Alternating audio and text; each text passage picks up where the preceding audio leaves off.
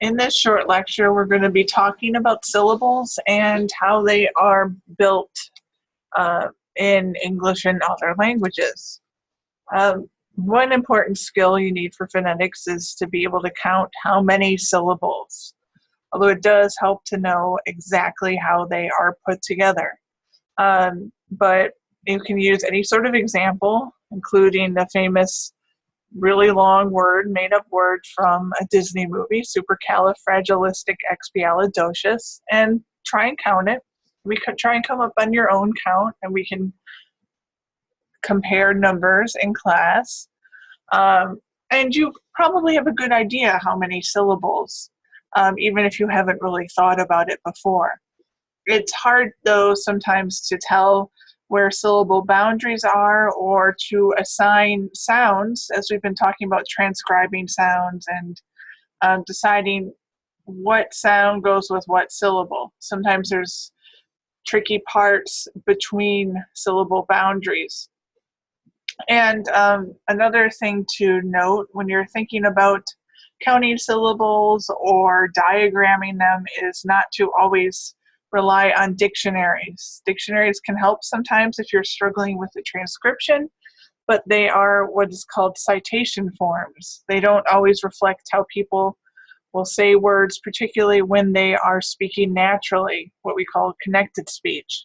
Sometimes it'll be a more complete form without things like vowel reduction that we talked about before with allophones.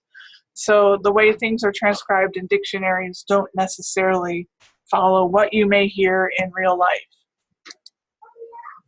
Okay, so a syllable has three main parts, and the most prominent part, the part we're going to pay the most attention to when we decide how many syllables a word has, is what's known as either the peak or the nucleus. And normally that's going to be filled with a vowel.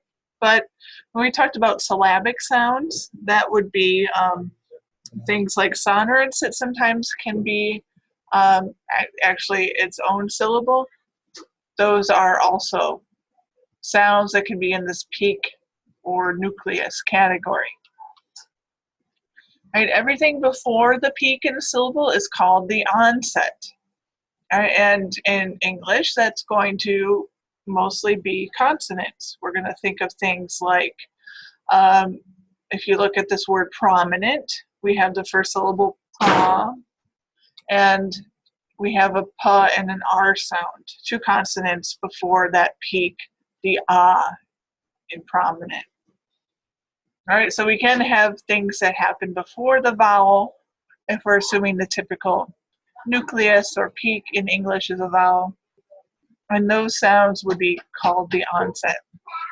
And it's optional. Some vowel or syllables are just made up of a vowel, or they have just the peak or the nucleus plus this last part, the coda. Anything after the peak would be part of the coda. And just like the onset, this is also optional. You can have syllables that are just made up of just a nucleus and they're just a vowel sound, like A for a vowel. Let's say A is one syllable, then you have vowel, two syllables in the next word. So English has all sorts of different syllable, we call them syllable shapes, based on a combination of these different structures in them. All right, now you can also be more specific and call things a rhyme. All right, and a rhyme is just made up of the nucleus and the coda. So if you were talking about words like hat, cat, and bat, the rhyme is the vowel a plus the consonant ta, which would be in the coda. If you're talking about, let's say, words like B, C, and me, where there is just a consonant and a vowel, then the rhyme is just the vowel E. Right, so if you want to be more specific, you can draw your syllable structure like this, where you have an onset and you have a rhyme, and that rhyme branches off into a nucleus and a coda. Or you can just draw a syllable tree with an onset, nucleus, and coda. So here you see the two different options. This is not an IPA, but how you might separate out words like cat and sing into these different syllable structures. Right, so a good thing to practice is trying to draw these on your own. Think about how you could draw these in those syllables trees that you saw on the previous slide, and we can do them together in class and check your work. And you can try and draw them both ways.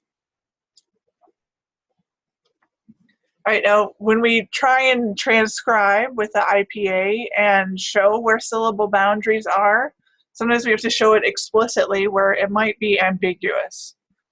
So we can always show a syllable boundary with a period. Normally you'll see them in places where there might be one vowel after another.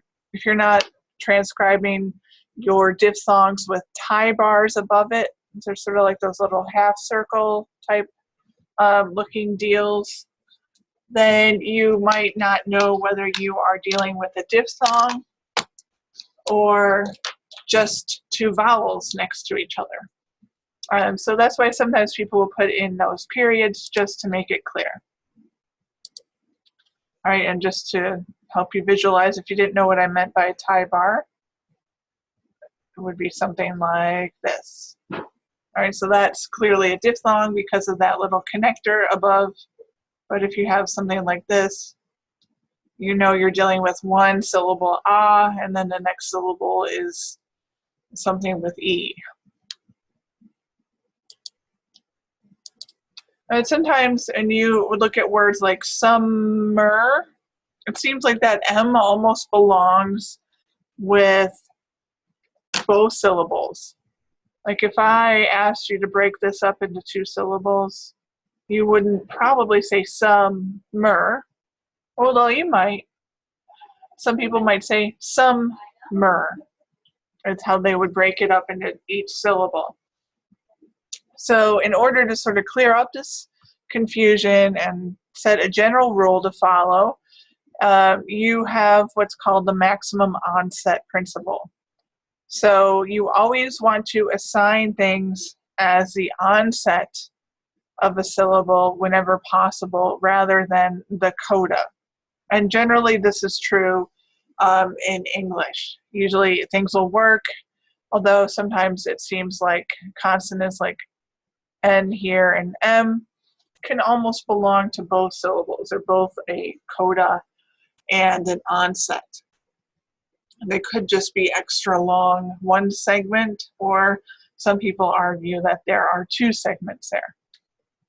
Right, but generally we don't want to get in that much of a debate in an intro and phonetics class, so we just generally follow the maximum onset principle when deciding where syllable boundaries are. But sometimes you have to think about what your target language is and what sort of works for your language. So you have to use your knowledge of English to help you think about what you would do, whether you could assign, here we've got this word caprice. If you would assign both P and R to the onset of the second syllable here, or whether you would want to split that up so one is on the coda of the first syllable and the other one is on the onset of the second syllable. And you'd have to think about what sounds right in English versus cutlass. Whether you could have a "k" and a "class."